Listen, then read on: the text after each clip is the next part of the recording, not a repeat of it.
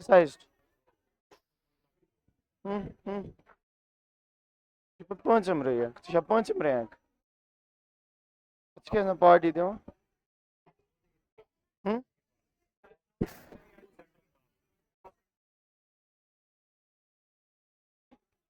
आपने मांगी इससे पार्टी एजाज से,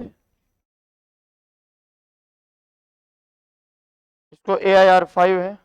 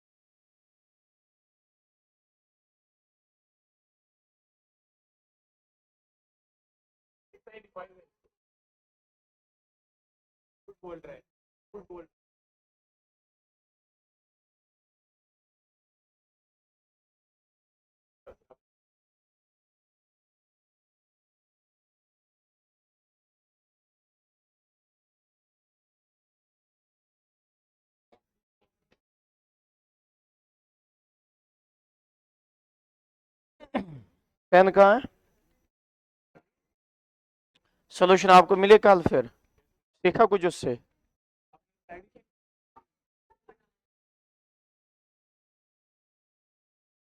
ये ना वो एक्स्ट्रा क्वेश्चन, वो बोलना है पोटेंशियल कितना है वहां पे।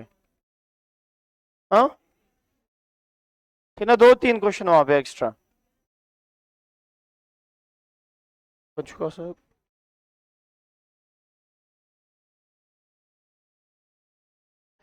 ठीक है, आज हम स्टार्ट करने वाले नया topic, that is mechanical properties of solid. ठीक है, बस ध्यान सुनो, इधर देखो। नो सर सुनो, पहले कहानी एक, आप मुझे बोलो दुनिया में जितनी भी चीजें है वो किसकी बनी है? किसकी बनी है? मिट्टी की। हाँ ठीक है, दुनिया में जितनी भी चीजें है वो किसकी बनी है? वो बनी है, वेरी गुड, बोलो जल्द, वो एटम्स एंड मॉलिक्यूल्स की बनी है। ठीक है, मतलब जो भी मैटर है दुनिया में वो किसका बना है? Atom and molecule. अब एटम किसका बना है? एटम बना है न्यूक्लियस और इलेक्ट्रॉन्स का। वो बात आ रही, एटम किसका बना है? न्यूक्लियस और इलेक्ट्रॉन्स का। न्यूक्लियस किसका बना है? प्रोटॉन्स एंड न्यूट्रॉन्स, जिनको हम क्या नाम देते हैं? कंबाइनली नाम देते हैं न्यूक्लियॉन्स। ठीक है, अब न्यूक्लियस का स्ट्रक्चर कैसा होगा वो डिपेंड करेगा force of interaction between nucleons, मतलब प्रोटॉन्स और न्यूट्रॉन्स के बीच में कैसा न्यूक्लियर फोर्स होगा, उसी हिसाब से डिसाइड किया जाएगा शेप ऑफ द न्यूक्लियस। ठीक है, अब एटम की कैसे शेप होगी वो डिपेंड करेगा force between different electrons and nucleus. अब मॉलिक्यूल की कैसी शेप होगी वो डिपेंड करेगा फोर्स बिटवीन एटम्स। बात आ रही है समझ? अब एक मैटर की, एक मटेरियल की कैसी शेप होगी वो डिपेंड करेगा force of interaction between molecules. बात आ रही है समझ? ध्यान सुनना। अब यहां पे मॉलिक्यूल्स के बीच में, एटम्स के बीच में कैसा फोर्स होता है? ठीक है, कैसे वो एक बॉडी को क्या दे सकते हैं? शेप दे सकते हैं, कैसा डिजाइन होगा बॉडी का। ठीक है, वो हम समझ सकते हैं potential graph between potential energy and displacement graph. ठीक है, graph between potential energy and displacement. ठीक है, जब हम एक दो एटम्स के बीच में, ध्यान से सुनो, इधर देखो, पहले ये थोड़ी सी कहानी सुनो, ये शायद आपने केमिस्ट्री में पढ़ा होगा, केमिस्ट्री वाले सर ने आपको ये पढ़ाया होगा। ठीक है, केमिकल बॉन्डिंग में अगर हम देखते हैं ग्राफ बिटवीन, ध्यान से सुनना, ग्राफ बिटवीन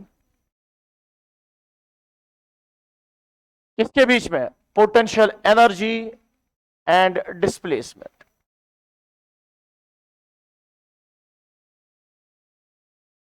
ये क्या है? ये है बिटवीन टू एटम्स।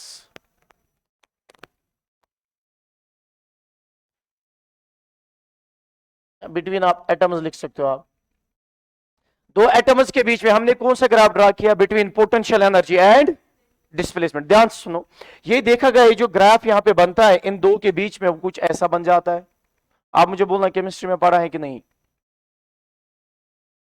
पढ़ा है ऐसा ग्राफ कभी? हाँ वेरी गुड, ठीक है। यहां देखो, सुनो इधर, ये जो देखा गया ये ग्राफ जो है वो कुछ ऐसे बन रहा है। किसके बीच में, ध्यान से सुनो, between potential energy and displacement, between potential energy and displacement, ठीक है। ध्यान सुनो इधर देखो, आप मुझे बोलो जितना हम दूर दूर जाएंगे, जितना एक्स का वैल्यू किसको टेंड करेगा, इंफिनिटी को, उतना पोटेंशियल एनर्जी का वैल्यू क्या हो जाएगा, जीरो बन जाएगा। कितना बनेगा, जीरो। ध्यान सुनो इधर देखो, यहां पे एक पॉइंट है जिसको हम क्या नाम देते हैं, इसको मैं नाम देता हूं एक्स नॉट, ठीक है। तो यहां पे याद रखना, x equal to x naught को हम क्या नाम देते हैं, equilibrium position.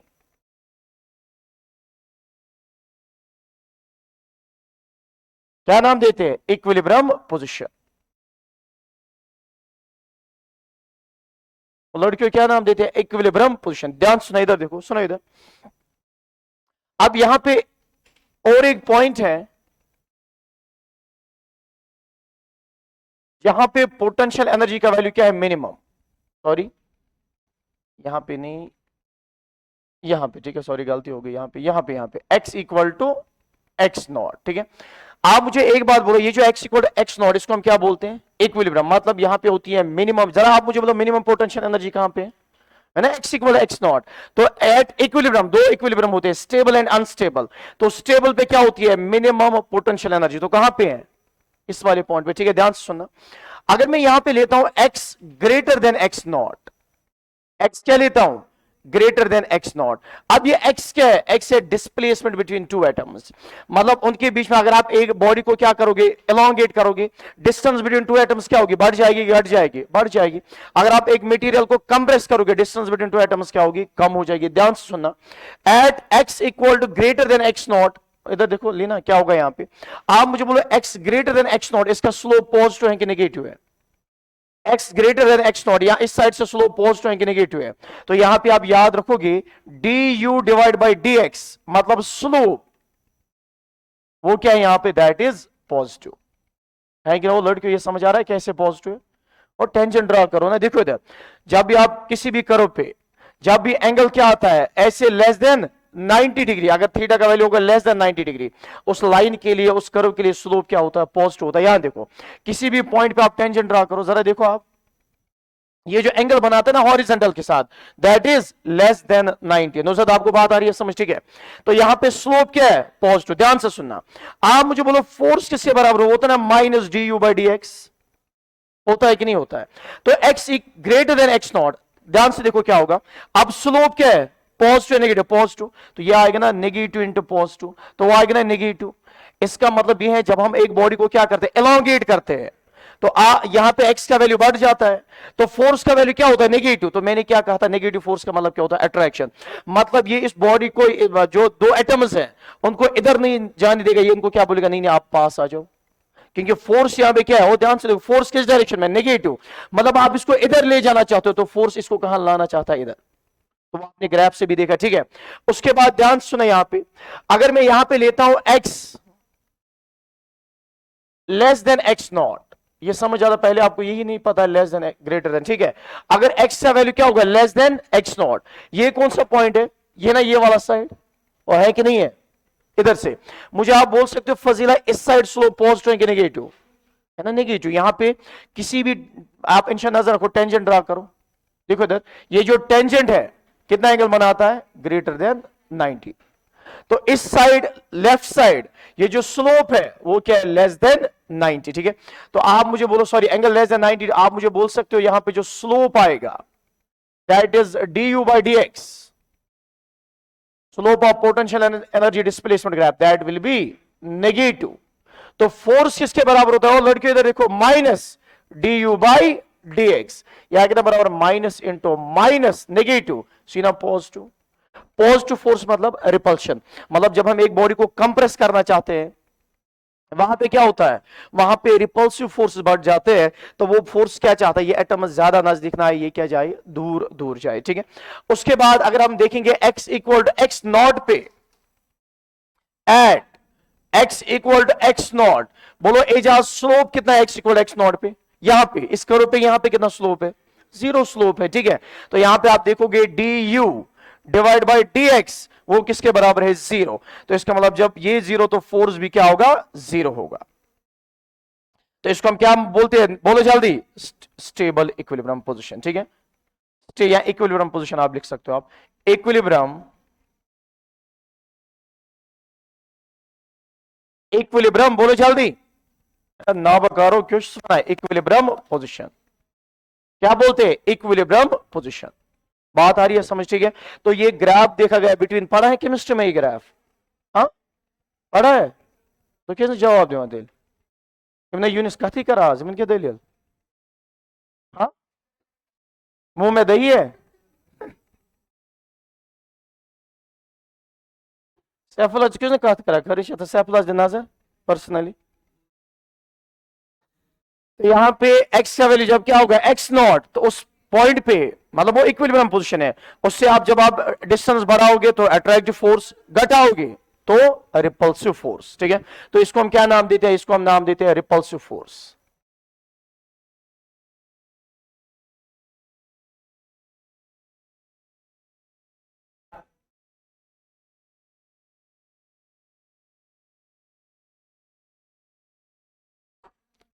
These are known as attractive forces, ठीक है। तो ये थी कहानी कैसे जब हम एक बॉडी को क्या करते हैं, एलोंगेट करते हैं या क्या करते हैं, कंप्रेस करते हैं। जरा ये लिखो जल्दी, उसके बाद हम आगे बढ़ते हैं जल्दी। जमान क्यों दिलियन जुकाम से केमिस्ट्री मज पोर्मुत, केमिस्ट्री मज ये पोर्मुत, केमिस्ट्री वाल कित पे समझावा ये,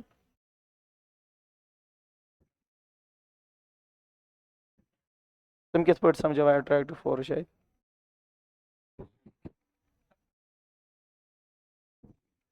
चलो जल्दी हो जज़ाकल्लाह, क्या हो गया फिर, आया रिजल्ट निकाल, मुझे कहाँ पता है। फिर क्या किया,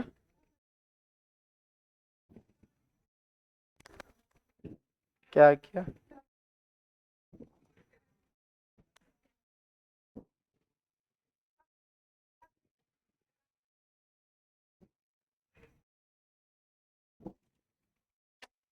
क्या बोला अब फाइनली,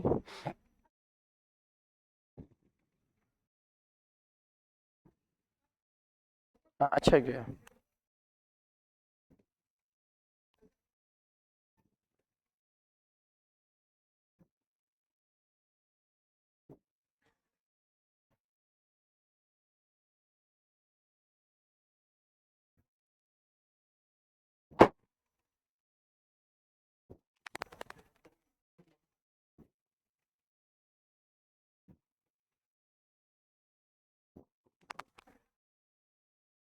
सफला क्यों दिलियन अद क्या ये शोर गया था साइड, हाँ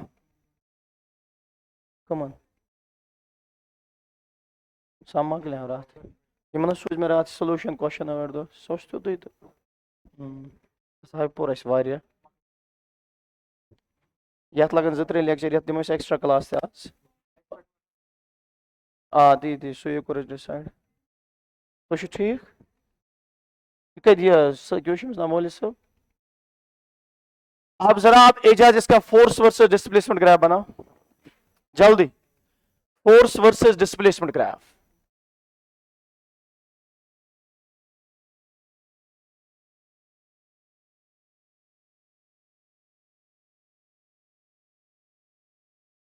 बना सकते हैं कोई फोर्स वर्सेस डिस्प्लेसमेंट ग्राफ,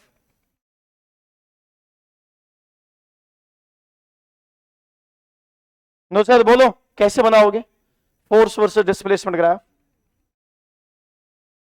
जल्दी, हाँ उल्टा। जरा ध्यान से देखो, आप मुझे बोलो x less than x not, slope ये फोर्स पॉजिटिव है कि नेगेटिव है, positive, x greater than x not, slope क्या है, नेगेटिव है ना। तो फोर्स वर्सेस डिस्प्लेसमेंट ग्राफ ध्यान से देखो कैसा बनता है,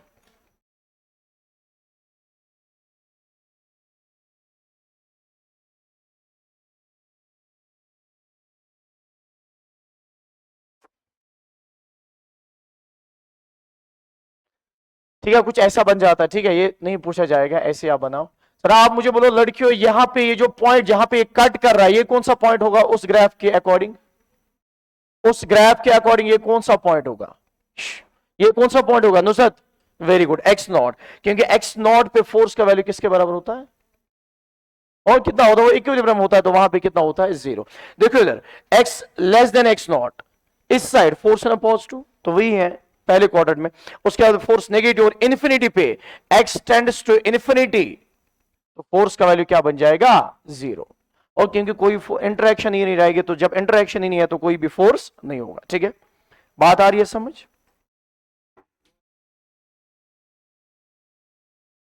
खत्म गो। ठीक है, चलो आगे बढ़ते हैं। उसके बाद लिखो आप इलास्टिसिटी क्या होती है, जल्दी क्यों जल्दी, ये पढ़ा है सॉलिड्स कभी आपने, पहली बार? पहली बार कौन पढ़ रहा है सॉलिड्स, मतलब 11th में जिन्होंने नहीं पढ़ा है, तो क्या देश तुम दो, आपको आना था ना इधर, हाँ बुक्स ला। चलो जल्दी, उसके बाद लिखो इलास्टिसिटी क्या होती है,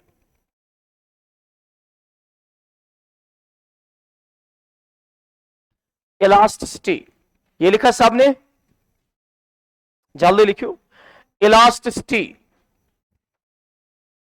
इसमें लिखो आप the property of a matter by virtue, the property of a matter by virtue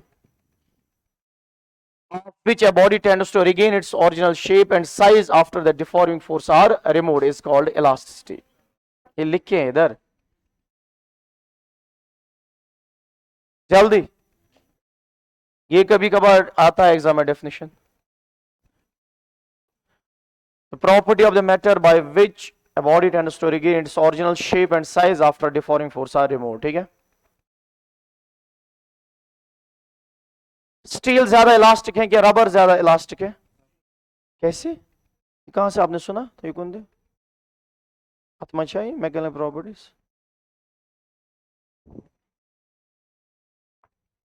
ये कहां से सुना आपने लोगों, हाँ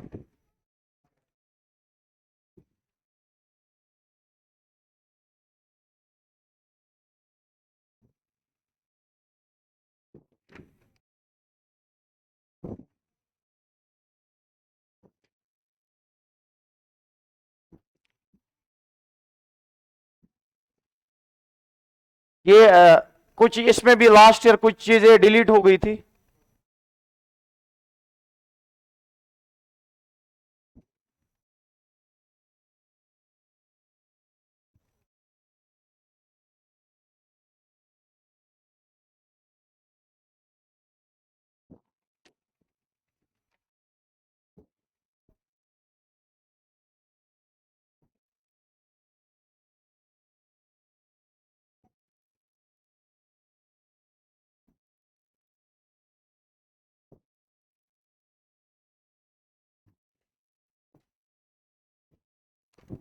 चलो जल्दी,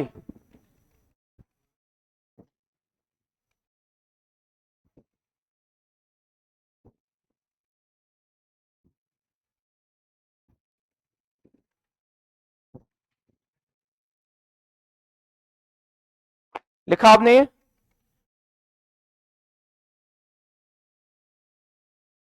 इसमें एक बहुत सारी चीजें लगभग इलास्टिक पोटेंशियल एनर्जी वो डिलीट हो गए। ठीक है, और इसमें और एक टर्म आती थी जिसको हम नाम देते हैं जहरीला रेशो, पॉइजनस रेशो। ठीक है, वो अब डिलीट हो चुके हैं।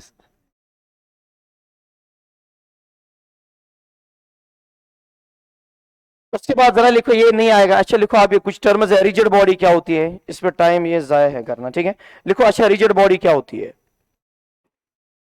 रिजिड बॉडी,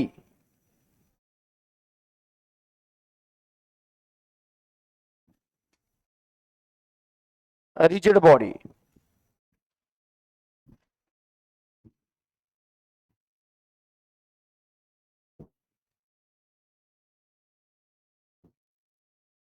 आप लिखो है body whose size and shape can not be changed, a body whose size and shape cannot be changed। ठीक है, a body whose size and shape cannot be changed। ठीक है,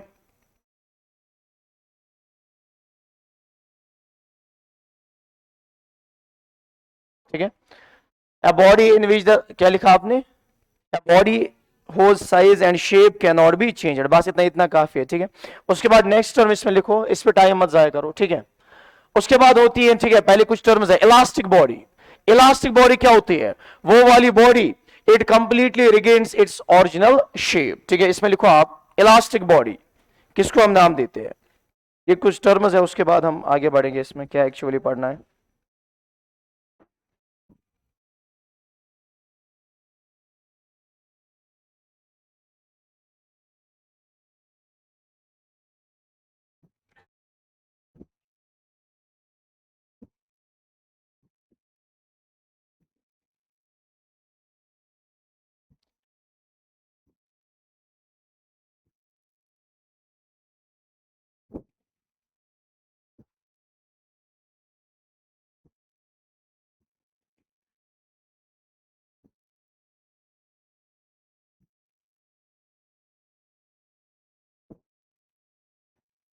लिखा आपने, वेरी गुड, ठीक है।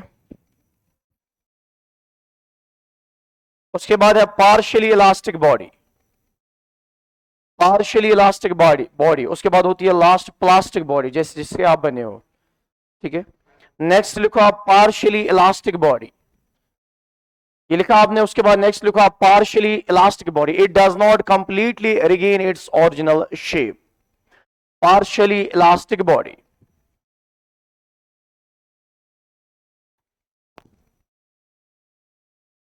पार्शियली इलास्टिक बॉडी, जल्दी लिखो।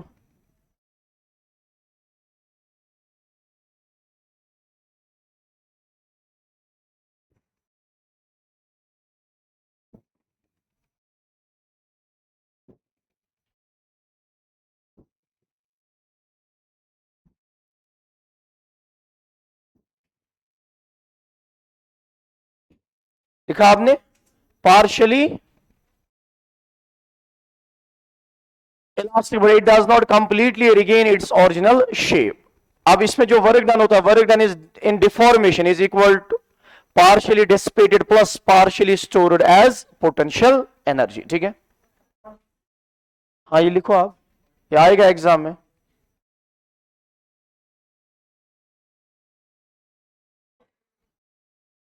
जो लाएगा एआईआर बैच में 160 फिजिक्स में, उसको मिलेगा पिज्जा 160 मिनिमम, जो क्रॉस करेगा उसको। हाँ मीडियम मीडियम,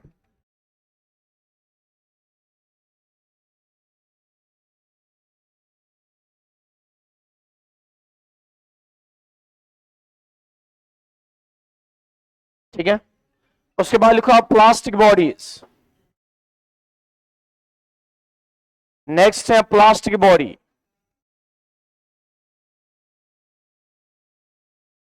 और जल्दी लिखो लड़कियों। उसके बाद इन इलास्टिक और plastic body, such bodies do not have any tendency to regain its original shape, मतलब एक बार वो डिफॉर्म हो गई उसके बाद उनको कोई भी मूड नहीं होता है अपनी शेप में वापस आने का, ठीक है। उस पे क्या है बैक स्लाइड पे,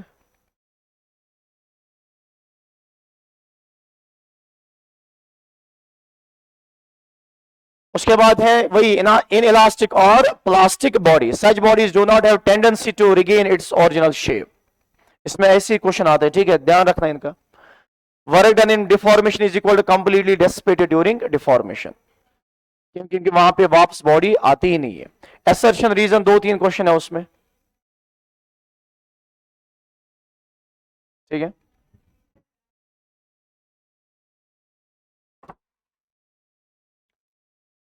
work done in deformation completely dissipated during deformation, ये भी एग्जाम में क्वेश्चन आता है। प्लास्टिक बॉडीज में जो भी डिफॉर्मेशन में वर्क किया जाता है वो कहां जाता है, को तो कहां जाता है,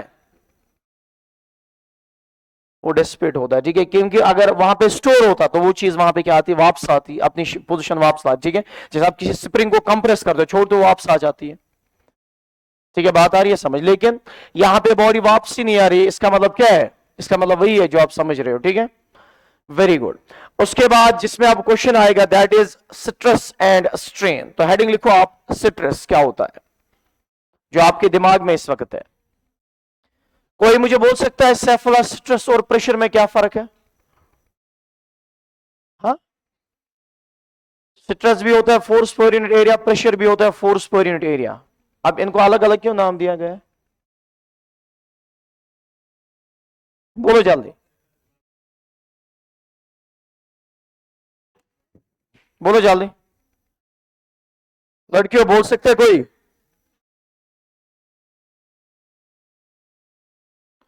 बोलो इसमें क्या फर्क है? तो पहली हेडिंग लिखो आप स्ट्रेस, जिसको हम फिलहाल सिग्मा से यहां पे रिप्रेजेंट करते हैं, ठीक है? तो याद रखना, देखो इधर स्ट्रेस क्या होता है। रिजवान क्या क्या सुना है आपने स्ट्रेस और प्रेशर के बारे में? क्या डिफरेंस है? हाँ,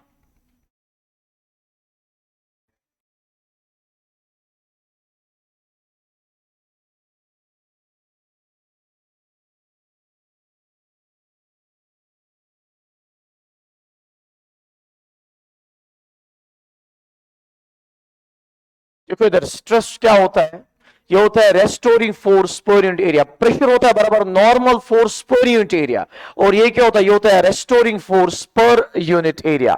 अब ये रेस्टोरिंग फोर्स क्या होता है, ध्यान से सुना, इधर देखो, सुनो इधर। अगर हमारे पास एक बॉडी है, इस बॉडी को आप क्या कर रहे हो, मतलब इस पे फोर्स आप अप्लाई कर रहे हो, ठीक है? ध्यान से सुनना, इस बॉडी पे हमने क्या किया, फोर्स अप्लाई इस डायरेक्शन में, ठीक है? अब ध्यान से सुनो इधर, अब ये बॉडी क्या हो जाएगी, कुछ एलोंगेट हो जाएगी, वो तो आपको नहीं दिखा, अगर ये रिजिड बॉडी है वो बहुत कम होगा, ठीक है? माइक्रो नैनोमीटर में ये क्या हो जाएगी, एलोंगेट हो जाएगी, ठीक है? अब यहां पे फोर्स है, अब आप मुझे बोलो, ध्यान सुनना, जितना आप इसको खींचोगे, अब अंदर क्या डेवलप हो जाएगा, रेस्टोरिंग फोर्स, और जो मैंने अभी पढ़ाया, अंदर क्या हो जाएगा, फोर्स डेवलप। वो फोर्स क्या चाहेगा, इसको क्या करना, अपनी शेप में वापस लाना, ठीक है? तो यहां पे देखो, कोई भी पॉइंट ले लो आप, ठीक है? ये जो हम कंसिडर करते हैं, मासलेस कंसिडर करते हैं, यहां वेरी लो मास, वेरी लो मास, इसका मास बहुत ज्यादा कम होता है। उससे क्या होगा, उससे टेंशन हर जगह क्या होता है, सेम होता है, ठीक है? ये आइडियल सिचुएशन हम लेते हैं। आप मुझे बोलो, ये इस पॉइंट पे इस डायरेक्शन में फोर्स कितना होगा लड़कियों, इंशा, इस डायरेक्शन में कितना फोर्स होगा? और ये है ना, हर जगह होगा ना, यही सेम। इस डायरेक्शन में कितना फोर्स है, एफ। क्या ये पार्टिकल एट इक्विलिब्रियम कहीं जाएगा, वहीं पे है? तो इसका मतलब इसको रोकने वाला कौन फोर्स है इस साइड, रेस्टोरिंग फोर्स। बात आ रही है समझ? तो इसी सिग्मा को हम क्या नाम देते हैं, restoring force per unit area. अब ए कौन कौन सा एरिया होता है, बॉडी का एरिया नहीं, ए होता है एरिया ऑफ क्रॉस सेक्शन।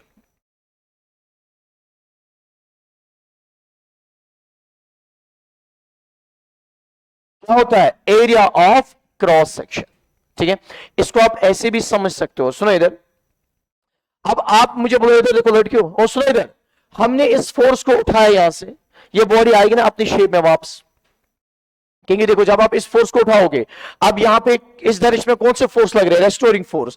तो आप ऐसे भी याद रख सकते हो, रेस्टोरिंग फोर्स वो फोर्स होता है बॉडी में, जब एक्सटर्नल फोर्स उठाया जाता है वहां से, वहां पे जो फोर्स होते हैं, इंटरनल फोर्स, जिन फोर्स की वजह से बॉडी अपनी शेप में क्या आना चाहती है, वापस आना चाहती है, उसी को हम क्या नाम देते हैं, रेस्टोरिंग फोर्स। ध्यान से सुनना, क्या मैं बोल सकता हूं एट इक्विलिब्रियम, एट, जो 99% आपको पूछे जाएंगे क्वेश्चन, ठीक है? एट इक्विलिब्रियम, एट इक्विलिब्रियम, ये जो रेस्टोरिंग फोर्स है, ये बन जाता है एक्सटर्नल फोर्स के बराबर, दिस इज एफ एक्सटर्नल, ठीक है? ये जो रेस्टोरिंग फोर्स है वो किसके बराबर होता है, एक्सटर्नल फोर्स। लेकिन कब, एट इक्विलिब्रियम।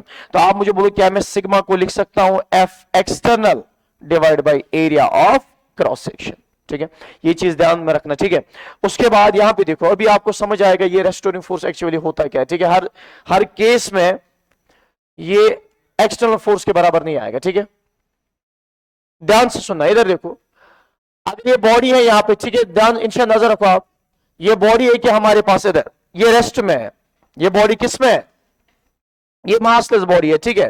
रॉड है, लेकिन इसके नीचे एक मास है 2 kg, यहां पे कितना है, 2 kg मास। आप मुझे बोल सकते हो रेस्टोरिंग फोर्स कितना होगा रॉड में, इसका मास बहुत कम है,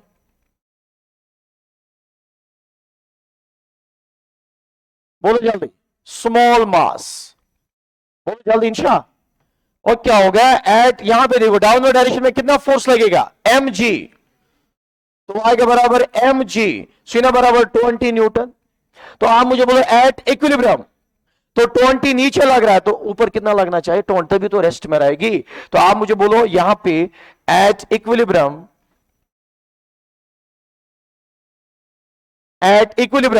तो रेस्टोरिंग फोर्स किसके बराबर आएगा? किसके बराबर आएगा? 20 न्यूटन। ठीक है, इसका area of cross section A है इस रॉड का, तो सिग्मा किसके बराबर आएगा? Restoring force per unit area. अब आपका इक्विलिब्रियम इस क्वेश्चन में बिगड़ जाएगा। ध्यान से सुनो, इधर देखो। ठीक है, इधर देखो लड़कियों, नजर रखो, सुनो इधर। अब मैंने फॉर एग्जाम्पल इस साइड 12 न्यूटन फोर्स दे दिया और इस साइड भी दे दिया 12 न्यूटन। इस साइड भी क्या दे दिया? 12 न्यूटन फोर्स। इसका area of cross section A है। A is area of cross section. ठीक है, याद रखना। चलो बोलो आप मुझे यहां पे स्ट्रेस किसके बराबर होगा? चलो बोलो स्ट्रेस किसके बराबर होगा? यहां पे नेट फोर्स कितना? यहां पे नेट फोर्स कितना है? 0। बात आ रही? इसका मतलब नहीं है नेट फोर्स 0 है तो आमिर को मैं उठाऊंगा यहां से, एक साइड से इसको 100 न्यूटन से खींचेंगे, दूसरे साइड से 100 न्यूटन खींचेंगे, इसको कुछ नहीं होगा। बात आ रही है समझ? ठीक है, तो ये 10-15 सेकंड बर्दाश्त करेगा, उसके बाद एक आर्म उस साइड होगी, एक आर्म इस साइड। बात आ रही है समझ? ठीक है, तो आप मुझे बोलो यहां पे तो नेट फोर्स 0 है, लेकिन रेस्टोरिंग फोर्स कितना होगा? बोलो 24। और शर्म करो बेवकूफो, सुनो इधर, क्या हो गया? आप जरा यहां पे मैंने एक चीज आपको पढ़ाई थी, अगर यहां पे ये स्प्रिंग है, आपने यहां से फोर्स दे दिया एफ, तो एफ किसके बराबर आएगा? के एक्स। अगर यहां पे ये स्प्रिंग है, इस साइड आपने फोर्स दे दिया एफ, इस साइड दे दिया फोर्स एफ, एफ किसके बराबर आएगा? और मैंने बोला था ना, ये जो फिक्स्ड एंड होता है वहां पे भी उतना ही फोर्स लगता है जितना इस साइड फोर्स लगता है। ये मैंने पढ़ाया था आपको स्प्रिंग फोर्स में, लॉज ऑफ मोशन में, क्योंकि ये बाय न्यूटन थर्ड लॉ, ये स्प्रिंग इसको इस डायरेक्शन में एफ से खींचेगी और ये दीवार इसको इस डायरेक्शन में वापस एफ से खींचेगी। पढ़ाया था कि नहीं पढ़ाया था? तो किसको मुर्शिद वो पढ़ाया था ना, क्या हो गया? ठीक है, बेवकूफ इंसान, याद ही नहीं रहता है। तो आप मुझे बोलो यहां पे देखो, याद रखना, यहां पे जो रेस्टोरिंग फोर्स होगा 0 नहीं होगा, वो होगा 12 न्यूटन। कितना होगा? 12 न्यूटन। तो सिग्मा किसके बराबर आएगा? 12 डिवाइड बाई ए। ठीक है, ध्यान से सुना, इधर देखो,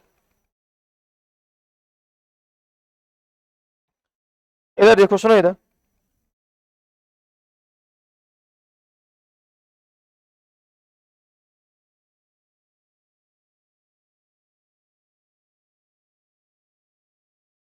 अब उसके बाद नेक्स्ट, अब यहां से है 12 न्यूटन, यहां से है 8 न्यूटन और यहां से है 20 न्यूटन। चलो बोलो यहां पे रेस्टोरिंग फोर्स कितना होगा? सैफुल्ला वन जल्दी, रेस्टोरिंग फोर्स कोदा है मस? हाँ 12 होगा। कोई बोल सकता है कितना होगा रेस्टोरिंग फोर्स? 8 होगा, 12 होगा, या कुछ और होगा, अलग ही होगा कुछ, या इनका मीन होगा? बोलो वन जल्दी, कितना होगा? देखो इधर, सुनो इधर, मुझे आप बोलो इस बॉडी पे नेट फोर्स कितना है? और कितना है? वो आएगा 20 -8, सॉरी वो कितना आएगा? 20 -8 उसके बराबरी 12 न्यूटन। ठीक है, अब इस 12 न्यूटन की वजह से बॉडी क्या करेगी? एक्सेलरेट करेगी। बाकी 8 कहां गया? 12 न्यूटन की वजह से बॉडी क्या करेगी? एक्सेलरेट। बाकी 8 गया कहां? वो रेस्टोर हो गया बॉडी में। ठीक है, तो यहां पे ना ये 20 नहीं आएगा, 12 नहीं आएगा, यहां पे आएगा 8। ठीक है, तो आपको बोला जाएगा सिग्मा किसके बराबर है? पहला ऑप्शन होगा 20, याद इधर देखो, 20 divide by A, comma 12 divide by A, comma 8 divide by A. तो आपको बोलना इन तीनों में से कौन सा सही है। ठीक है, वेरी गुड। तो यहां पे जो जो छोटा वाला फोर्स है ना, वही आप याद रख सकते हो। तो 12 से ये बॉडी क्या करेगी? एक्सेलरेट करेगी। तो बाकी 8 गया कहां? तो बाकी 8 जब वो बॉडी में क्या हो गया? रेस्टोर हो गया। क्या? तो आप, अगर आपको याद नहीं रहता ठीक है सर ये रेस्टोरिंग क्या है, तो आप अगर दो फोर्स लग रहे हैं ना, जो छोटा वाला है ना वही लिखा करो, ठीक है। छोटा वाला कितना है 8 डिवाइड बाई ए। यहां पे आप नहीं बोल सकते छोटा कौन है बड़ा कौन है, ठीक है, दोनों बराबर है तो दोनों में से एक ले सकते हो, ठीक है। जैसे यहां पे ध्यान सुना, 1 मिनट फिर लिखोगे आप, जैसे इस वाले पार्ट में, ठीक है। वैसे आपको जब भी एग्जाम में क्वेश्चन आएगा ना वहां पे आता है इक्विलिब्रियम से, क्योंकि उनको पता है इनका वरना इक्विलिब्रियम बिगड़ जाएगा, ठीक है। यहां पे देखो फॉर एग्जाम्पल यहां पे है 10 न्यूटन, यहां पे है 7 न्यूटन, बोलो सेफला रेस्टोरिंग फोर्स कितना है 7, ठीक है। यहां पे देखो 3 न्यूटन की वजह से ये बॉडी क्या करेगी एक्सेलरेट, बाकी 3 गया कहां, सॉरी 3 की वजह से ये एक्सेलरेट करेगी, बाकी 7 गया कहां, तो रेस्टोरिंग होगा, ठीक है। तो यहां पे आप सिग्मा याद रखना किसके बराबर आ गया 7/8, ठीक है। उसके बाद ऐसे ही आप सिंपल सिंपल क्वेश्चन ऐसे आएंगे, ठीक है। सॉरी, ठीक है, एक सेकंड।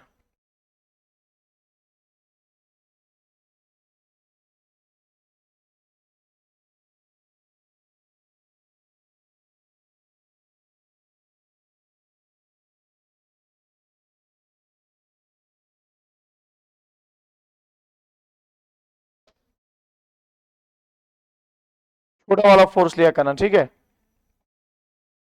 चलो बोलो इसमें क्या होगा, बोलो जल्दी, यहां पे कितना आएगा, कितना आएगा, और ये फिक्स्ड रॉड है, फिक्स्ड में इक्विलिब्रियम में रहेगी, ठीक है। तो यहां पे सिंपल है, क्या आएगा 20 डिवाइड बाई ए, ठीक है। चलो लिखो जल्दी, storing force per unit area, इसका यूनिट क्या होगा स्ट्रेस का, क्या होगा, और क्या होगा न्यूटन पर मीटर स्क्वायर।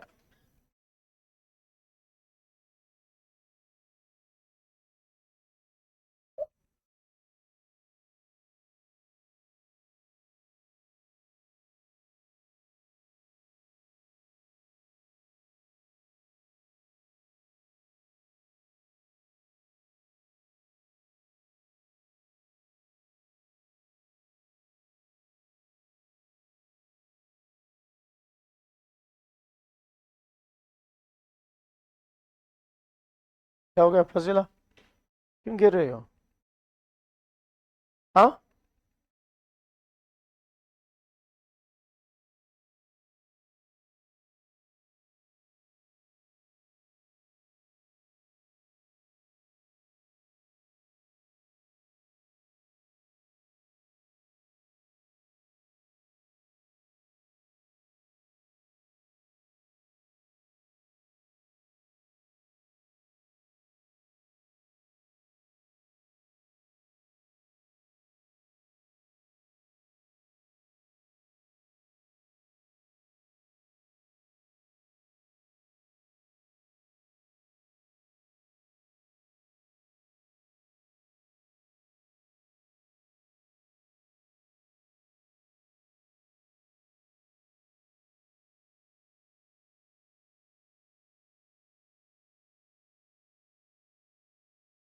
लिखा है, और ये लिखा सबने, आप बोलते क्यों नहीं हो,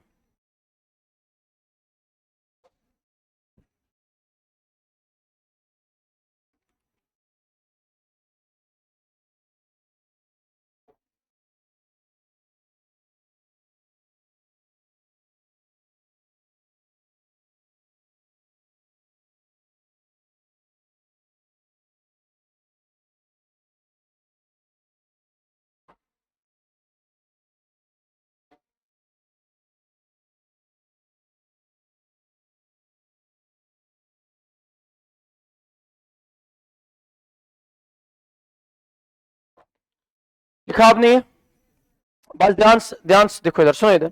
अब फॉर एग्जाम्पल मैंने एक बॉडी यहां पे बना दी, ठीक है। इस बॉडी पे हमने फोर्स एफ ऐसे अप्लाई कर दिया, ठीक है। अब ये इसकी सरफेस के साथ एंगल जो बना रहा है दैट इज थीटा, कितना एंगल है थीटा। इस फोर्स के कितने कंपोनेंट्स होंगे बोलो जल्दी, दो। एक होगा ये कंपोनेंट, ये कौन सा कंपोनेंट होगा बोलो, और दूसरा कंपोनेंट कौन सा होगा एफ कॉस थीटा, ठीक है। तो ये होगा एफ कॉस थीटा, और ये क्या होगा एफ साइन थीटा, ठीक है। अब यहां पे दो टर्म्स डिफाइन की जाते हैं, ठीक है, ध्यान से सुनना। ये क्या, ये कौन सा है, ये है एरिया, किसका area, area of cross section, मतलब जिसपे फोर्स यहां पे लग रहा है, ठीक है, जिस सरफेस पे। तो यहां पे जो स्ट्रेस आएगा, ध्यान से सुनो, स्ट्रेस किसके बराबर आएगा, ठीक है, वो किसके बराबर होता है, वो जल्दी बोलो, restoring force divide by per unit area. अब फोर्स के दो कंपोनेंट्स है, साइन एंड कॉस। तो आप मुझे बोलो इनमें कौन सा component parallel to the surface है और कौन सा परपेंडिकुलर। एफ साइन थीटा क्या है, नॉर्मल, मतलब सरफेस को क्या है, नॉर्मल, और यहां पे एफ कॉस थीटा क्या है, पैरेलल, ठीक है। तो यहां पे पहली टर्म है that is normal stress, normal stress. तो ये किसके बराबर आएगा, यह आएगा normal restoring force, normal restoring force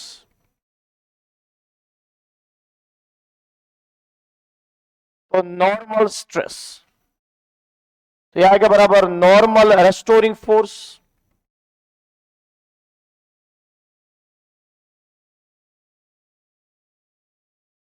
divide by क्या आएगा बोलो, और डिवाइड बाय क्या आएगा, डिवाइड होता है एरिया, नहीं एरिया ऑफ क्रॉस सेक्शन। उसके बाद नेक्स्ट क्या आएगा, जरा यहां देखो, उसके बाद ध्यान से देखो। अब ये जो नॉर्मल स्ट्रेस होता है ये दो टाइप्स का होता है, ध्यान सुनो। नॉर्मल स्ट्रेस मतलब ये हमारे पास बोतल है, या तो मैं ऐसे इसको फोर्स दे सकता हूं इस बोतल की ओर, या इसको अपनी तरफ ऐसे खींच सकता हूं। दोनों केस में सरफेस पे कितना एंगल बना रहा है फोर्स का, 90 डिग्री, ठीक है। इस वाले केस में ये बॉडी अंडर इक्विलिब्रियम है, तो यहां पे नॉर्मल स्ट्रेस इसके बराबर होगा, इस वाले केस में नॉर्मल स्ट्रेस तो अंडर इक्विलिब्रियम वो किसके बराबर आएगा, F sine theta divide by क्या आएगा, ए। अब ये दो टाइप्स का होता है, कौन, नॉर्मल स्ट्रेस, नॉर्मल स्ट्रेस। ये कंप्रेसिव भी हो सकता है और ये इलोंगेटिव भी हो सकता है, ठीक है। तो ये जो नॉर्मल स्ट्रेस है ये दो टाइप्स का है, टू टाइप्स। ये कितने टाइप्स का है, दो टाइप्स। मतलब नॉर्मल फोर्स यहां तो आप क्या करवा सकते हो उससे, और इधर देखो, यहां तो बॉडी को क्या करोगे, कंप्रेस, या बॉडी को क्या करोगे, इलोंगेट करोगे, ठीक है। तो पहला क्या आएगा, टेंसाइल स्ट्रेस, ठीक है, डिवाइड बाय क्या आएगा बोलो जल्दी, टेंसाइल स्ट्रेस, या इसको हम क्या नाम देते हैं, एलोंगेटिव स्ट्रेस,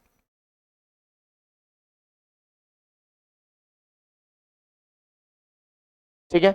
अब ये किसके बराबर हो, ध्यान देखो इधर सुनो, जब फोर्स जो बॉडी पे लगेगा वो उसको क्या चाहेगा, एलोंगेट करना या कंप्रेस करना, वो बॉडी को चाहेगा एलोंगेट करना, ठीक है। तो ये force away from the body लगेगा कि towards the body, very good, ठीक है। ये जो फोर्स होगा ये लग जाएगा अवे फ्रॉम बॉडी, ठीक है। तो अगर यहां पे ये बॉडी फिक्स है तो यहां पे टेंसाइल स्ट्रेस है, एलोंगेटिव स्ट्रेस किसके बराबर आएगा, तो यहां पे जो स्ट्रेस आएगा वो आएगा F force divide by area. इसका और एक टाइप कौन सा वाला, जहां पे फोर्स क्या चाहेगा, बॉडी को क्या करना, कंप्रेस करना, ठीक है, जिसको हम क्या नाम देते हैं, कंप्रेसिव स्ट्रेस, ठीक है। ये पहला है, उसके बाद नेक्स्ट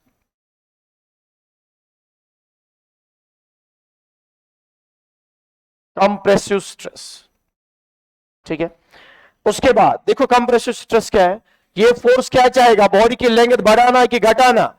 तो याद रखना कंप्रेसिव स्ट्रेस जो होता है तो दोनों केस में फोर्स क्या लगता है, पहली बात नॉर्मल टू द सरफेस, ठीक है। तो एक इसमें क्या चाहता है, बॉडी के डायमेंशंस क्या बढ़ाना, और दूसरा क्या चाहता है, बॉडी के डायमेंशंस घटाना, ठीक है। तो यहां पे अगर मैंने फोर्स एफ दे दिया, इसका area of cross section A है, तो स्ट्रेस यहां पे आएगा फोर्स पर यूनिट एरिया, क्या आएगा, क्यों कद बराबरी। तो नॉर्मल स्ट्रेस कितने टाइप्स का होता है, दो, एक क्या चाहता है, कंप्रेस करना, दूसरा क्या चाहता है, एलोंगेट करना, ठीक है। कंप्रेसिव स्ट्रेस एंड एलोंगेटिव स्ट्रेस, ठीक है, याद रहेगा। उसके बाद और एक फोर्स है यहां पे जो पैरेलल टू द सरफेस है, आपने देखा है, क्या देखा है आपने, बॉक्स है यहां पे कोई, ये तो नहीं बॉक्स, तो लंच बॉक्स नहीं, वो कहां होगा, जरा इधर दे दो।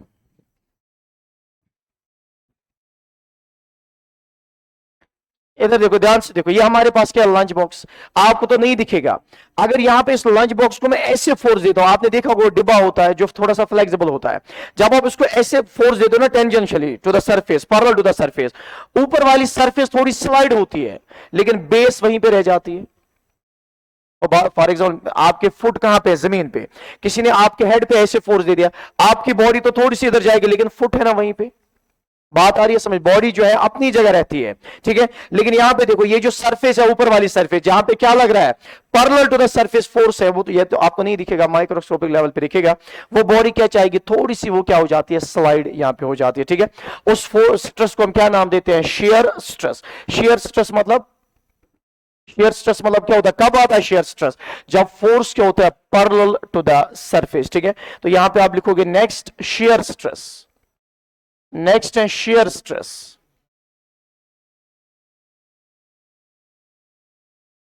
ठीक है। तो शेयर स्ट्रेस किसके बराबर होता है, ठीक है। तो शेयर स्ट्रेस यहां पे भी आप इसने और एक नाम इसको लिखा है, टेंजेंशियल स्ट्रेस। क्या लिखा है, टेंजेंशियल स्ट्रेस, ठीक है। शेयर स्ट्रेस और टेंजेंशियल स्ट्रेस, टेंजेंशियल स्ट्रेस, ठीक है। तो ये किसके बराबर आएगा, तो ये आएगा बराबर, और इधर देखो सुनो, इधर ये हमारे पास एक बॉडी है, ध्यान से सुनना, इधर देखो, इस बॉडी पे आपने क्या किया, फोर्स ऐसे दिया इस वाली डायरेक्शन में,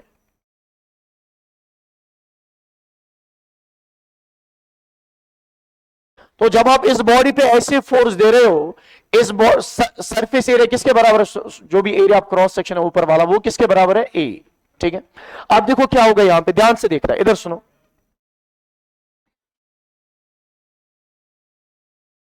ठीक है। ये जो बॉडी है, और इधर देखो लड़कियों,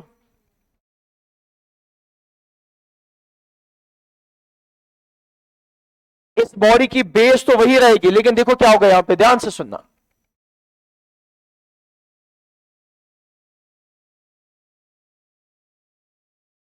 अब इतना तो नहीं होगा वहां पे, ठीक है। अब दिखाने के लिए हम क्या दिखाते हैं, यहां पे ऐसे, और ये साइड थोड़ा ऐसे,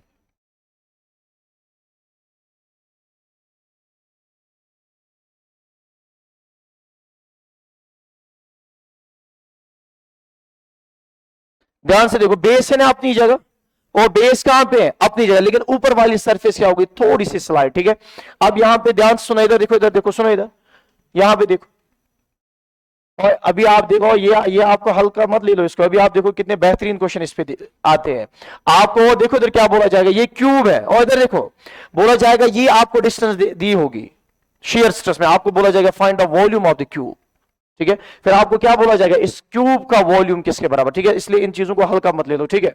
ये चीजें आसान है, लेकिन इसमें क्वेश्चन बहुत ईजी आते हैं। फॉर एग्जाम्पल मैंने कल AIR पेपर बनाया, ठीक है, उसमें एक क्वेश्चन है वो बहुत ईजी है, यहां से यहां तक क्वेश्चन है, ठीक है, इतना ही क्वेश्चन है वो यहां पे, लेकिन मुझे लगता है उसको मैक्सिमम बच्चे गलत करेंगे, हर बहुत छोटा क्वेश्चन है वो, ठीक है, उसमें गलती करोगे आप। ध्यान सुना, यहां पे देखो, यहां पे ये एंगल बना फाई, ये एंगल किसके बराबर है, फाई, दिस इज फाई, ठीक है। अब इसकी हाइट कितनी थी, h, हाइट तो सेम ही है यहां पे, वो किसके बराबर आएगी, h के ही बराबर, लेकिन ये जो थोड़ा सा ये स्लाइड हुआ, इसको मैंने क्या नाम दे दिया, x, ठीक है। ध्यान सुना, आप मुझे लड़कियों बोल सकते हो tan ऑफ फाई किसके, पहली बात ये किसके बराबर आएगा, ये शेयर स्ट्रेस, शेयर स्ट्रेस, वो क्या आएगा, tangential restoring force, tangential restoring force,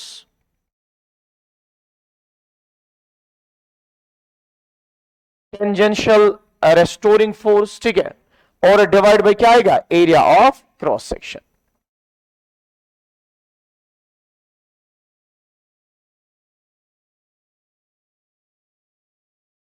नजर रखो लड़कियों, डिवाइड बाय क्या आएगा, एरिया ऑफ क्रॉस सेक्शन, ठीक है। अब आप मुझे बोलो कैसे नाम, लड़की आपका नाम क्या है, रौनक, आप मुझे बोलो tan ऑफ फाई इस ट्रायंगल में किसके बराबर है, tan ऑफ फाई, वो क्या हो गया, वो आएगा परपेंडिकुलर बाई, तो वो क्या आएगा, x डिवाइड बाई h, क्या आएगा, x डिवाइड बाई h, ये है ना, x बाई h, ठीक है। अब उसके बाद यहां पे देखो, ये जो शेयर स्ट्रेस आता है यहां पे, तो अंडर इक्विलिब्रियम कंडीशन हम जो भी पढ़ेंगे ना, आप समझो जब मेंशन नहीं करके तो हम क्या पढ़ रहे हैं, इक्विलिब्रियम कंडीशन, ठीक है। आप मुझे बोलो, आप फोर्स इधर दे रहे हो, इक्विलिब्रियम कंडीशन में क्या आएगा, रेस्टोरिंग फोर्स भी किसके बराबर आएगा, F के बराबर, तो शेयर स्ट्रेस होता है F डिवाइड बाई फाइव, किसके बराबर होता है? F divide by five. ठीक है, तो ये चीज आप मेहरबानी करके याद रखोगे। नहीं, एफ बाई फाइव नहीं होता है, तो ये मैंने शेयर स्ट्रेन लिख दिया, स्ट्रेन नहीं। ठीक है, तो यहां तक आप देखो, tan ऑफ फाइव किसके बराबर है? x divide by H. तो ये फाइव कौन सा एंगल होता है? फाइव कौन सा एंगल होता है जब आपने फोर्स दे रहा है जिसकी वजह से यहां पे क्या हो गई? स्लाइडिंग हुई। तो यहां पे ये x, ये फाइव। अब आपको क्वेश्चन आएगा जो आप अभी करोगे, वहां पे x दिया होगा, फाइव दिया होगा, आपको बोला जाएगा find the volume of the cube. कैसे निकालोगे? x दिया है, फाइव दिया है, आपको बोला जाएगा वॉल्यूम ऑफ द क्यूब। बस वॉल्यूम ऑफ द क्यूब निकालो, हाइट निकालोगे, हाइट h क्यूब ही वॉल्यूम होता है। क्यूब है ना, देखो अगर क्यूब का साइड a है तो वॉल्यूम ऑफ द क्यूब किसके बराबर? a cube. आपको x दिया है, फाइव दिया, आपको बोला जाएगा find the volume of the cube. तो वॉल्यूम ऑफ द क्यूब किसके बराबर आएगा? या आप निकालोगे tan ऑफ फाइव आएगा x बाय h, तो वहां पे ये चीज आपको निकालनी है, तो क्या आ जाएगा वहां पे? Volume of cube. ठीक है, तो ये चीजें आप याद रखनी है। ठीक है, तो हमने पढ़े स्ट्रेस कितने टाइप्स के होते हैं? एक होता है नॉर्मल स्ट्रेस, दूसरे क्या होता है? शेयर। अब नॉर्मल कितने टाइप्स का होता है? दो। कौन कौन सा? और क्या होगा? एलोंगेटिव एंड कंप्रेसिव। ठीक है, तो उसके बाद आता है स्ट्रेन। नेक्स्ट लिखो आप strain.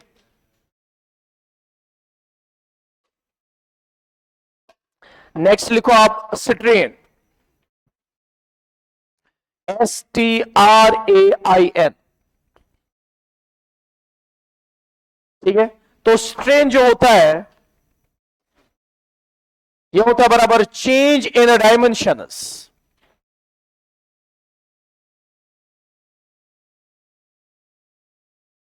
Divide by original dimensions.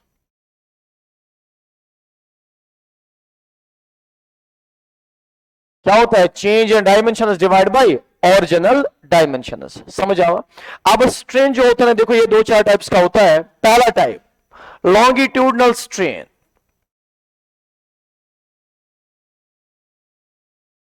Longitudinal strain, ठीक है, तो लॉन्गिट्यूडनल स्ट्रेन मतलब जब हम क्या देंगे, नॉर्मल स्ट्रेस होगा, उसमें दो आएंगे, कंप्रेसिव या एलोंगेटिव। ठीक है, मतलब वहां पे क्या आएगी? Change in length. ठीक है, लॉन्गिट्यूडनल स्ट्रेन मतलब जब हम एक बॉडी की लेंथ को क्या करेंगे? या इंक्रीज करेंगे, या क्या करेंगे? डिक्रीज करेंगे। तो यह आएगा बराबर change in length. Change in length वो पॉजिटिव भी हो सकती है, नेगेटिव भी। ठीक है, डिवाइड बाय मैग्नीट्यूड उसका लेना है, डिवाइड बाय क्या आएगी? Original length.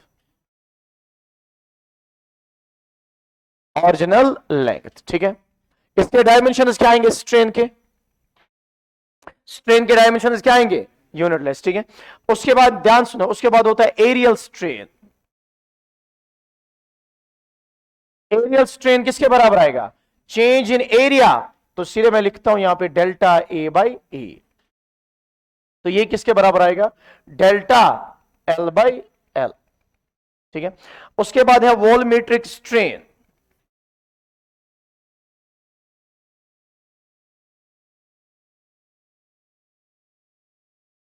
वॉल्यूमेट्रिक स्ट्रेन मतलब, और ध्यान से देखो, ये किसके बराबर होता है? किसके बराबर आएगा? यह आएगा बराबर है डेल्टा वी डिवाइड बाय क्या आएगा? V. Change in volume divide by क्या आएगा? Original volume. तो वॉल्यूमेट्रिक स्ट्रेन सेफला कब आएगा एक बॉडी में? जब हम उस पर फोर्स देंगे, हर साइड से बॉडी पे फोर्स लगेगा। ठीक है, और क्या होगा? नॉर्मल टू सरफेस, उसकी वजह से बॉडी का वॉल्यूम क्या हो जाएगा? कम हो जाएगा। आपने देखा होगा, फॉर एग्जाम्पल कोई सोप बबल है या कोई भी बबल है, उसको मैं पानी के बीच में डाल दूंगा, तो फ्लूइड की प्रॉपर्टी होती है वो normal to the contact surface क्या अप्लाई करता है? फोर्स। तो उस बॉडी का साइज क्या हो जाएगा? छोटा। मतलब 3D बॉडी है तो उसका वॉल्यूम क्या हो जाएगा? कम। और वही बबल अगर बाहर आएगा वो फैल जाएगा, क्योंकि प्रेशर अब कम हो गया। तो वहां पे उस स्ट्रेन को हम क्या नाम देते हैं? Volumetric strain. मतलब जब एक बॉडी पे क्या होता है? हर तरफ से फोर्स होता है, और क्या होता है? Normal to its surface. ठीक है, उसके बाद और एक स्ट्रेन आता है, that is shear strain. Shear strain किसके बराबर होता है? बोलो लड़कियों। शेयर स्ट्रेन तो किसके बराबर आएगा? बोलो जल्दी। शेयर स्ट्रेन का बराबरी, शेयर स्ट्रेन किसके बराबर आएगा?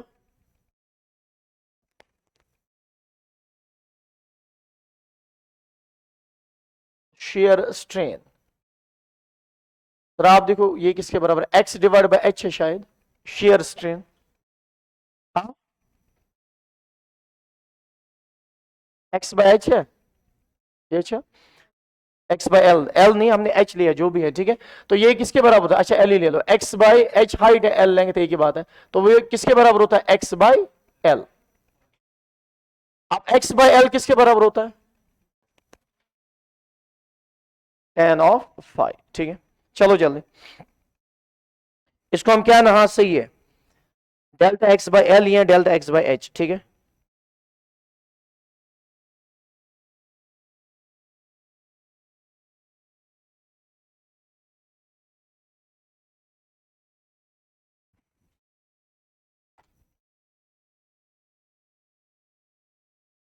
लिखा आपने ये, मगड़ियो लिखा,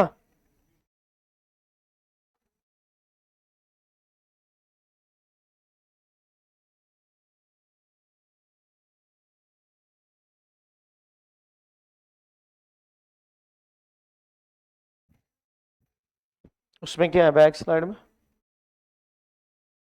क्या हो गया उधर, क्या है ये नहीं लिखा आपने अभी, क्यों नहीं लिखा, उठाओ फिर फोटो जल्दी। हम्म, मैंने लिखा ना, बाकी नहीं, आपने क्यों नहीं लिखा है, ठीक है। ये लिखा आपने, उसके बाद लिखो आप हुक्स लॉ।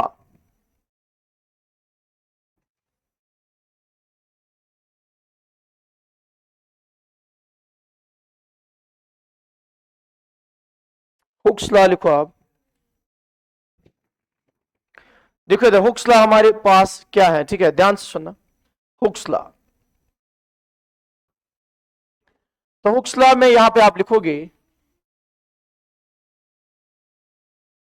देखो क्या बोलता है, अंडर प्रोपोर्शनल लिमिट,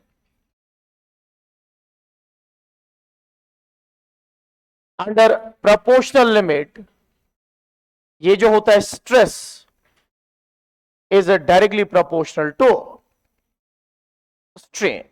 तो अंडर प्रोपोर्शनल लिमिट स्ट्रेस क्या होता है, डायरेक्टली प्रोपोर्शनल टू स्ट्रेन। अब यहां पे ध्यान से सुनना, ये जो स्ट्रेस होता है यहां पे डायरेक्टली प्रोपोर्शनलिटी बदले क्या लिखते हैं, वाई, और यहां पे क्या आएगा, स्ट्रेन। अब वाई को हम क्या नाम देते हैं, बोलो जल्दी, modulus of elasticity, modulus of elasticity, ठीक है। अब ये जो मॉडुलस ऑफ इलास्टिसिटी है ये भी तीन टाइप्स का, वो हम अभी देखेंगे, ठीक है, बल्क मॉडुलस, शेयर मॉडुलस, ठीक है। तो under proportional limit stress is directly proportional to strain, ठीक है। तो वाई का मतलब क्या है, modulus of elasticity, modulus of elasticity, ठीक है, modulus of elasticity, this is modulus of elasticity, ठीक है, modulus of elasticity under proportional limit, ठीक है। अंडर क्या लिखा आपने, अंडर प्रोपोर्शनल लिमिट, तो स्ट्रेस क्या होता है, डायरेक्टली प्रोपोर्शनल टू स्ट्रेन। तो यहां पे ग्राफ कैसा बनेगा प्रोपोर्शनल लिमिट में, कैसा ग्राफ बनेगा बोलो,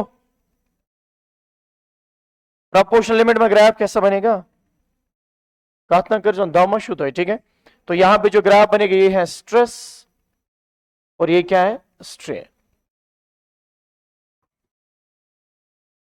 तो आपने पढ़ा होगा, सुनो इधर, इधर देखो, आपने पढ़ा होगा, क्या पढ़ा होगा, ये जो एनर्जी स्टोर होती है, इलास्टिक पोटेंशियल एनर्जी, होती है 1/2 of stress into strain into volume.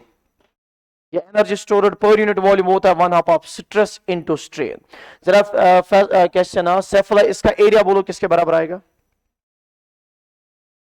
तो इसका एरिया किसके बराबर आएगा, अंडर प्रोपोर्शनल लिमिट, ये बना है ना triangle, 1/2 base into height, that is 1/2 base है स्ट्रेन, और हाइट कितनी है, स्ट्रेस।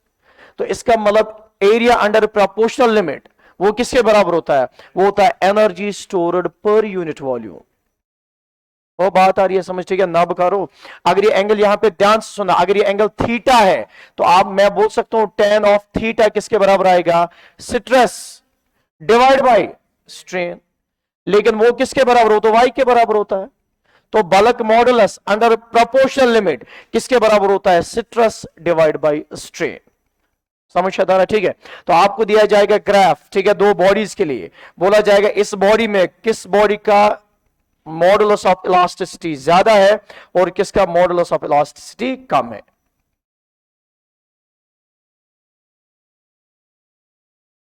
ये है स्ट्रेस और ये है स्ट्रेन।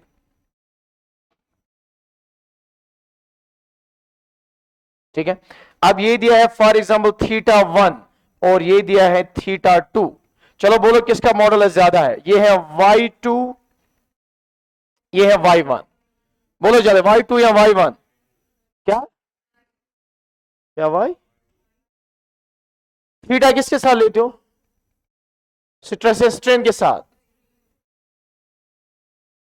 इसका ध्यान रखना, स्ट्रेन एक्सीस। तो आप मुझे बोलो यहां पे क्या आएगा, ध्यान सुनो। तो इस ग्राफ से हमने क्या देखा?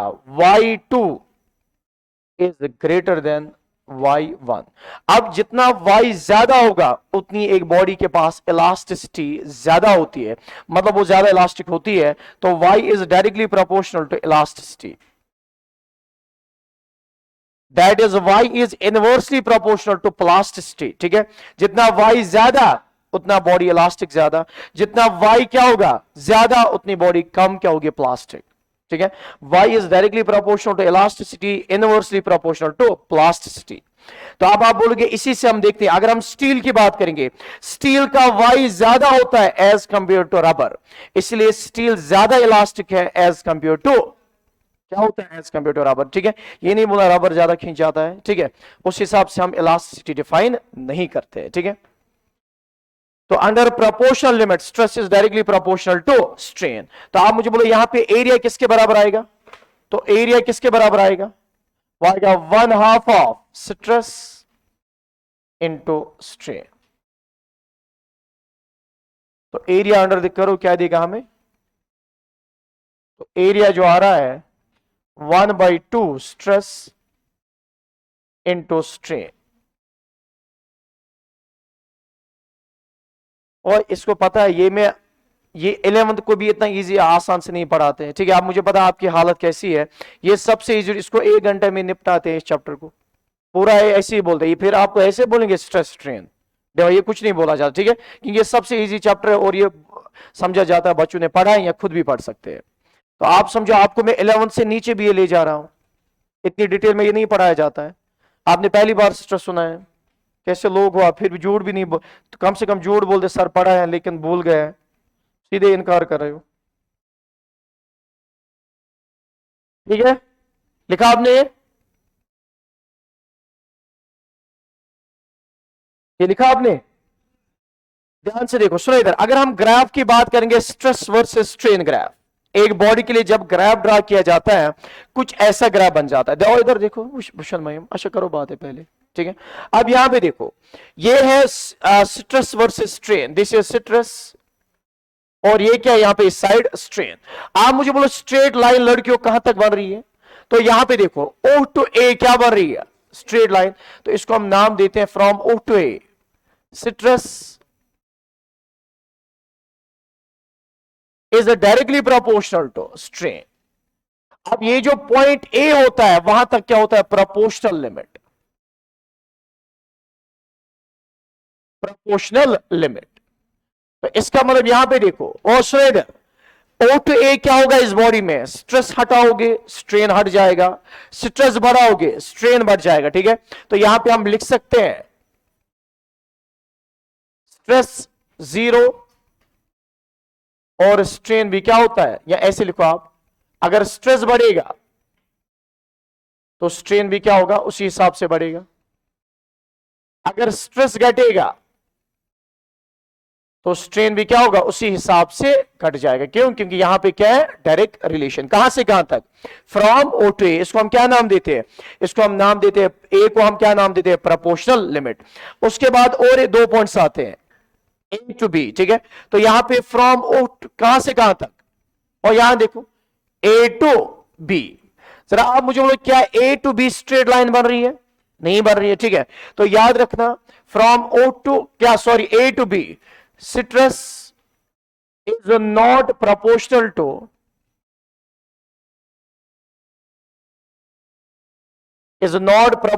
to strain. Stress is not proportional to strain. वो कहां स्ट्रेन है, स्ट्रेट लाइन मत बन रही है, ठीक है। लेकिन but if stress is removed, if stress is removed, body will regain its shape, body will regain its shape। तो इसीलिए वो ध्यान से देखो, बी तक क्या होता है, ए तक तो सीधी बात है, स्ट्रेस 10 स्ट्रेन 10, स्ट्रेस 4 स्ट्रेन भी क्या बन जाएगा 4। लेकिन उसके बाद ए टू बी कोई डायरेक्ट रिलेशन नहीं है, तो वहां पे अगर आप स्ट्रेस कम भी दोगे, स्ट्रेन क्या होता है, ज्यादा हो जाता है, ठीक है। तो इसीलिए हम बी को हम नाम देते हैं क्या, इलास्टिक लिमिट। बी को हम क्या नाम देते हैं, इलास्टिक लिमिट। बी को हम नाम देते हैं इलास्टिक लिमिट। क्यों नाम देते हैं इलास्टिक लिमिट, वो ध्यान से देखो क्यों, क्योंकि बी तक जितना आप स्ट्रेस बढ़ाओगे, उसके अगर वो हटाओगे ना, वो बॉडी क्या आएगी, अपनी ओरिजिनल शेप में क्या आएगी वापस। O टू ए क्या है, stress is directly proportional to strain. Stress हटाओगे, स्ट्रेन भी जीरो, तो बॉडी अपनी शेप में वापस। बी तक भी वही होता है, लेकिन A to B stress is not directly proportional to strain. लेकिन अगर ए टू बी आप क्या करोगे, स्ट्रेस हटाओगे, तो बॉडी क्या आएगी, ओरिजिनल शेप में वापस आएगी। लेकिन उसके बाद अगर मैं ए टू डी बात करूंगा, यहां पे बहुत सारे पॉइंट्स तो थे, लेकिन ये ठीक है मेन पॉइंट्स है। ए टू डी की बात करेंगे, तो आपको लगता है वहां पे स्ट्रेस और ये स्ट्रेन डायरेक्ट रिलेशन है। तो यहां पे आप देखोगे stress is not proportional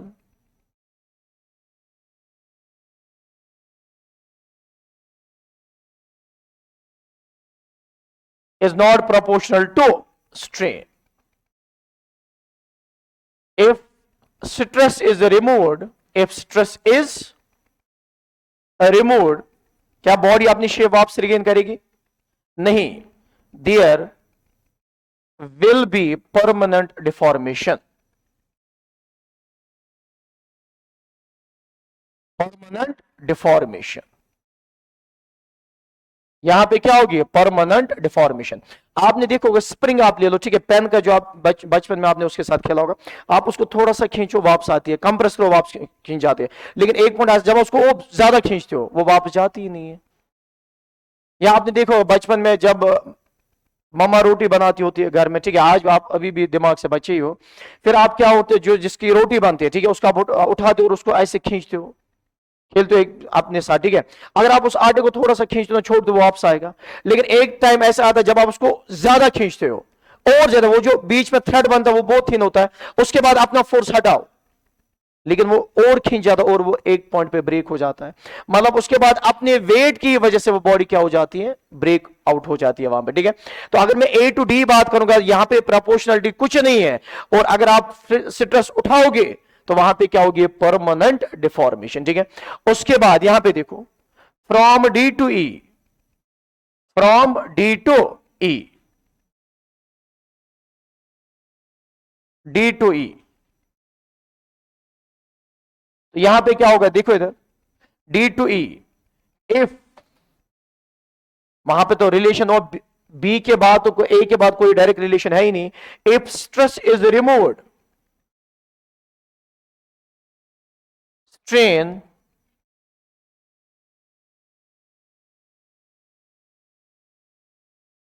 will be still present। तो वहां पे आपने इतनी डिफॉर्मेशन कर दी है, अगर आप स्ट्रेस अब उठाओगे भी डी के बाद, तो वहां पे स्ट्रेन क्या होगा, मतलब बॉडी की जो लेंथ है वो खुद ब खुद वहां पे बढ़ जाएगी, ठीक है। कहां से, क्या ए टू डी,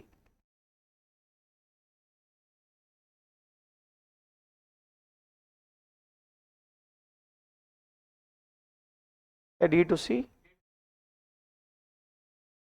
उससे अब मैं डी टू ई लिख रहा हूं, डी टू ई लिख रहा हूं। और पॉइंट्स आप कुछ भी ले सकते हो, ठीक है, उससे कोई फर्क नहीं पड़ेगा। मैं अब देखो यहां पे सी मैंने लिया ही नहीं, और कोई भी पॉइंट ले लो, उससे कोई फर्क नहीं पड़ेगा, ठीक है। कहां पे बी आएगा, बी टू ई, ये वाला कहां से आएगा, ए टू डी,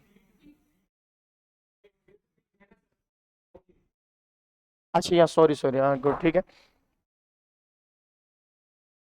ठीक है, गुड ठीक है, यहाँ पे आएगा कहां से कहां तक, बी टू, हाँ सही है, ठीक है। अब उसके बाद D to, if stress is removed strain will be still present, ठीक है। मतलब बॉडी के डायमेंशन आप क्या खुद ब खुद बढ़ जाएंगे, ठीक है। उसके बाद यहां पे ई को हम क्या नाम देते हैं, फ्रैक्चर पॉइंट।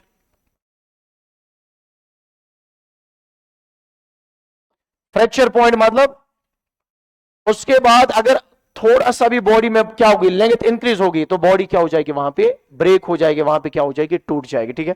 अब यहां पे आपको एक चीज याद रखनी है, length of DE is directly proportional to ductility। Ductility पता है किसको बोलते हैं? एक बॉडी को हम कैसे कितने किसी भी मटेरियल को क्या इसको बोलते हैं, वायर की शेप में कैसे बना सकते हैं, ठीक है, कितना बना सकते हैं, ठीक है।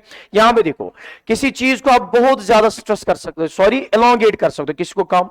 तो यहां पे जितनी डीई की लेंथ ज्यादा होगी उतनी बॉडी ज्यादा क्या है, डक्टाइल है। मतलब उतना हम उसको क्या कर सकते हैं, वायर्स में ड्रा कर सकते हैं। कोई मटेरियल है, आयरन है, उसको आयरन रॉड्स आराम से बना सकते हैं। कोई और चीज है, उसको हम आयरन रॉड्स नहीं बना सकते, ठीक है, वो उतना स्ट्रेस वहां पे बर्दाश्त नहीं कर सकती है। अब आपको एग्जाम में वही आएगा, 4 ग्राफ्स दिए होंगे, तो आपको बोला जाएगा किस बॉडी की डक्टिलिटी ज्यादा है, मतलब किसको हम वायर्स में ज्यादा ड्रा कर सकते हैं। अब जितनी डी लेंथ ज्यादा होगी, सीधी सी बात है, देखो इधर, जितनी डी लेंथ ज्यादा मतलब स्ट्रेस आपने हटा भी दिया, अब लेंथ खुद ब खुद बढ़ रही है। बात आ रही है समझ? मतलब अभी भी बॉडी ब्रेक नहीं हो रही है। तो जितनी डी लेंथ ज्यादा होगी उतना क्या होगा वहां पे, और क्या होगा, कुंभलाश। जितनी डी लेंथ ज्यादा होगी, ई तक पहुंचेगा, वहां पे क्या हो जाएगा, फ्रैक्चर। अब ई यहां पे नहीं है, फॉर एग्जाम्पल ई यहां पे है, तो मतलब यहां से यहां तक बॉडी की लेंथ और बढ़ा सकते हैं, तो मतलब वो डक्टाइल क्या वहां पे ज्यादा है, ठीक है। तो length of the D is directly proportional to ductility, is directly proportional to ductility, ठीक है, is directly proportional to ductility.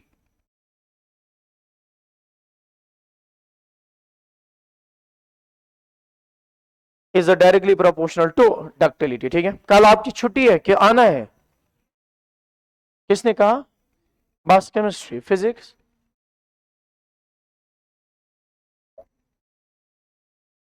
रोना क्या बात है? सुनो इधर, ये चैप्टर हो जाएगा 2 लेक्चर्स में खत्म, ठीक है, ये उतना नहीं, आप थोड़ा बेसिक्स हैं बस, इसके बाद आप इसमें सिर्फ मैथमेटिक्स है, आप इसमें इतना ये इजी नहीं होगा। सुनो इजी मतलब इतना आहिस्ता नहीं चलेंगे, क्योंकि थोड़ा बेसिक्स था। आप सुनो इधर, आप जो बाद में 2:30 बजे एक्स्ट्रा क्लास में आएगा, तो उसको अगले 2 लेक्चर हैं, 1 लेक्चर समझ आएगा। जो नहीं आएगा तो मेहरबानी करके वो थर्सडे के दिन घर में बैठना, फिजिक्स क्लास नहीं देना। उसके बाद फ्राइडे के दिन हम फ्लूइड स्टार्ट करेंगे, क्योंकि उसको ये चीज समझ आने वाली नहीं है वहां पे क्या हो रहा है। आज एक्स्ट्रा क्लास है, उसमें जो इसमें थोड़ा सा पार्ट है वो हम आगे डिस्कस करेंगे इस क्वेश्चन रिलेटेड। उसके बाद बाकी जो है ना वो हम इंशाल्लाह नेक्स्ट लेक्चर में देखेंगे। अब आपकी मर्जी है, कल दे दो या थर्सडे के दिन देखेंगे, ठीक है, जो आपकी मर्जी है।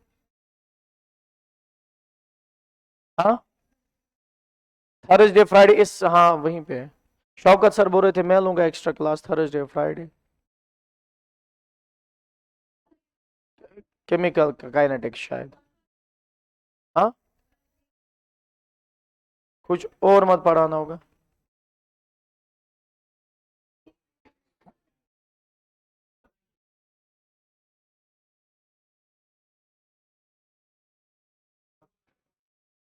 हाँ देखेंगे ना ये क्या बोलेंगे। नहीं ये बोल रहे थे शायद कल ये नेशनल हॉलीडे है, तो ये गांधी जी के शान के खिलाफ होगा अगर आप उस दिन पढ़ोगे। ठीक है ऐसा नहीं कर रहे, बोल रहे थे, आप देखते हैं क्या हो।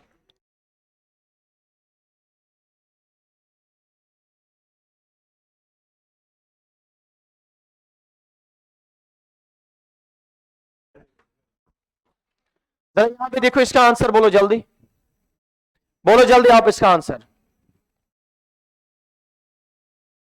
शो डिस्कस करूंगा नस्ल तो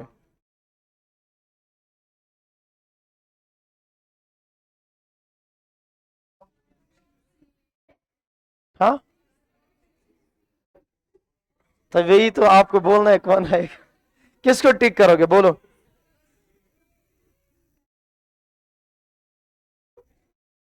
बोलो जल्दी, किसको टिक करोगे? सारे सेम है। तो यहां पे क्या आएगा, देखो इधर, वाई ए किसके बराबर आएगा? टेन ऑफ, और क्या आएगा 60 डिग्री, उसका बराबरी। वाई बी किसके बराबर आएगा? Tan of 30 degree. तो कौन ज्यादा है?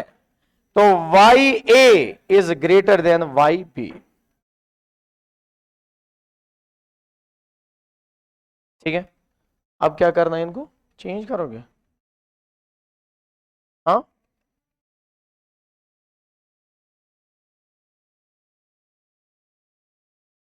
सही तो है सारे ऑप्शन। अच्छा हाँ, मुझे ऐसा समझ, सही सही।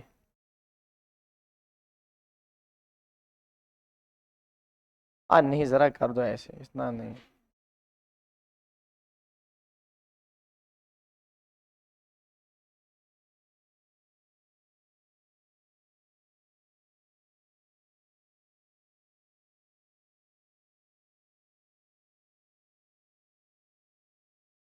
चलो बोलो कौन सा अब आएगा, बोलो कौन सा अब आएगा? वाई कौन सा है? ये गौचना था, ये डाउट शाहमत। देखो इधर, Y A is greater than Y B.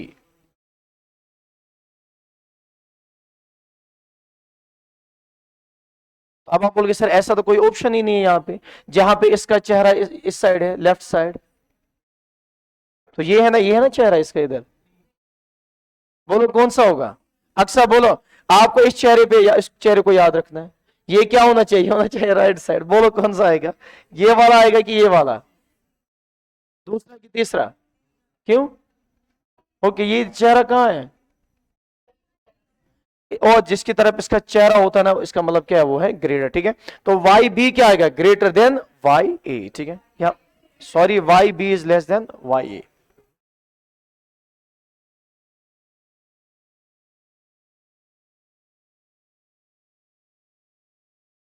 लिखा आपने? उसके बाद हेडिंग लिखो आप, types of modulus of elasticity. थोड़ा लिखियो पाई पारो ना पातीस। Types of modulus of elasticity. हाँ, कितने बजे क्लास है? क्योंकि कल आपकी छुट्टी होगी, वैसे बहुत मुश्किल है कल यहाँ पे क्लास होगी इनके अकॉर्डिंग जो इन्होंने कहा।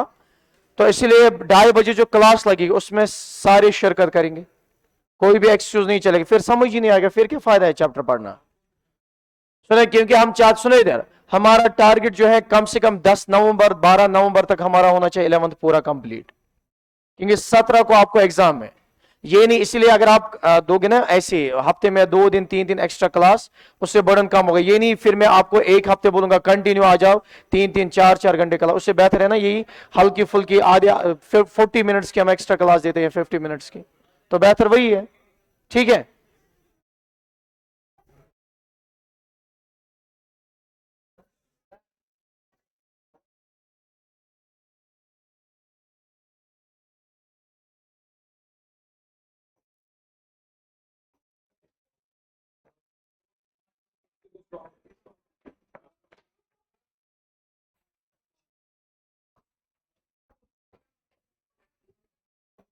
कोर्स स्टॉप, आगे भी कोर्स स्टॉप।